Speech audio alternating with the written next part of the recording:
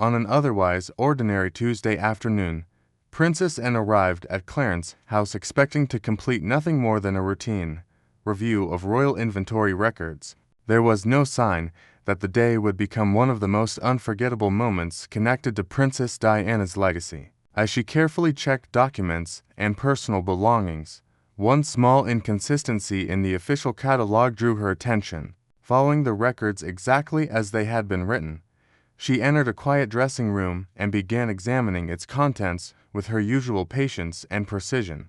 While opening a drawer that had become unusually difficult to slide, she moved aside a neatly folded silk scarf and noticed a small velvet jewelry case hidden beneath it. Curious, she lifted the case and slowly opened the lid. Inside rested a stunning emerald bracelet decorated with diamonds and gold, an item that royal records had identified as missing for nearly 3 decades, and did not react with shock or panic. Instead, she quietly picked up the bracelet and studied it under the light. Within seconds, she recognized a tiny repair on the clasp, a detail she personally remembered from many years earlier. That single mark removed every possible doubt from her mind. This was not a similar design or a replacement piece, it was the original bracelet once belonging to Princess Diana. In that silent room, Anne instantly realized she was holding far more than an expensive piece of jewelry. She was holding an object that could challenge years of official records and raise serious questions about how such an important part of Diana's personal collection had disappeared without explanation. Remaining calm, she carefully secured the bracelet, ensured the room remained untouched, and quietly contacted King Charles before anyone else could interfere. At that very moment, what had started as an ordinary paperwork review transformed into the beginning of a mystery capable of reopening one of the most sensitive chapters in modern royal history. As Princess Anne continued her careful inspection, the bracelet itself began revealing details that made the discovery even more significant. It was not simply the emeralds or the elegant design that caught her attention, but a small repair on the clasp that immediately brought back a distant memory. Years earlier, she had witnessed Princess Diana accidentally damage the bracelet during a private family gathering, and she remembered how it had later been professionally repaired. That unique repair was still visible, making it impossible to mistake the bracelet for another piece, and gently turned it over in her hands, examining every detail with remarkable patience before reaching a quiet but firm conclusion. This was unquestionably the same bracelet that official records had claimed was no longer part of the royal collection. As she searched the drawer more carefully, another discovery deepened the mystery. Hidden beneath the velvet case was an old inventory label carrying Princess Diana's identification and an early catalog reference that dated back to the original documentation of her personal belongings. The bracelet and the label had clearly been stored together for years, suggesting that whoever placed them there knew exactly what they were hiding. For Anne, this was no longer a simple case of a misplaced object or an administrative oversight. The evidence pointed toward a deliberate decision that had allowed one of Diana's documented possessions to remain out of sight while official records continued telling a different story. Without raising her voice or alerting unnecessary staff, Anne carefully placed the bracelet in a secure location, closed the drawer exactly as she had found it, and instructed those nearby that no one was to enter the room until further notice. She understood that every object, every document, and every detail inside that room might now become important evidence in uncovering what had really happened. Rather than allowing rumors to spread, she chose to contact King Charles directly, believing he needed to see the bracelet before anyone else. At that moment, the atmosphere inside Clarence's house quietly shifted. What had begun as a routine inventory review was rapidly becoming an investigation into a forgotten chapter of royal history, one that could challenge decades of official documentation and force long-buried questions back into the spotlight.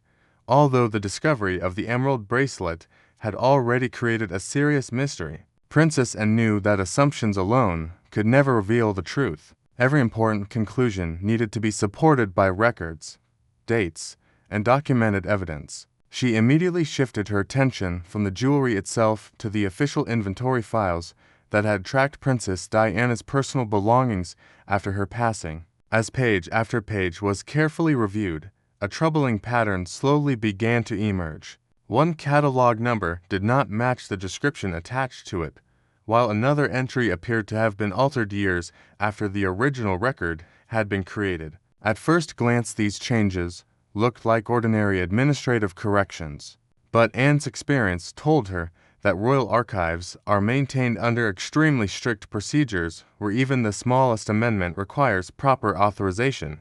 The deeper she looked, the more unusual the paperwork became. One document indicated that the bracelet had supposedly been removed for specialist conservation, yet the supporting records contained no confirmed delivery, no completed restoration report, and no official return entry. Instead of answering questions, every page introduced another mystery that demanded explanation.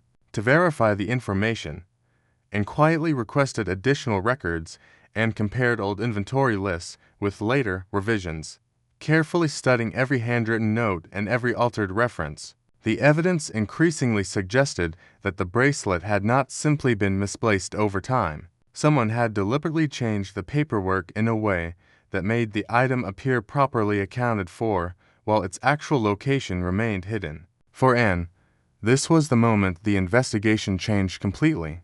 What had started as a search for a missing object was now becoming an investigation into the accuracy of the royal records themselves. She understood that if one documented possession could disappear behind altered paperwork, then the question was no longer where the bracelet had been, it was how the official history surrounding it had been rewritten. Determined to uncover every missing piece of the story, Anne continued her review with even greater care, fully aware that the answers she was searching for might challenge assumptions that had remained unquestioned for many years and could force those responsible to finally explain how such an important part of Princess Diana's documented legacy had remained hidden for so long. As the investigation quietly gained momentum, King Charles arrived after receiving Princess Anne's urgent request. There was no large meeting, no formal announcement, and no public discussion. Instead, the atmosphere inside the room remained unusually calm, yet filled with an unmistakable sense of tension. Anne placed the recovered emerald bracelet before the king without making accusations or offering personal opinions. She allowed the evidence to speak for itself. Charles carefully lifted the bracelet and examined it from every angle, taking far longer than anyone expected. As his fingers reached the repaired clasp, his expression noticeably changed. It was clear that he recognized the same distinctive repair and had identified only moments earlier. For several seconds, the room fell completely silent. No immediate explanation was offered, and no attempt was made to dismiss the discovery as a misunderstanding.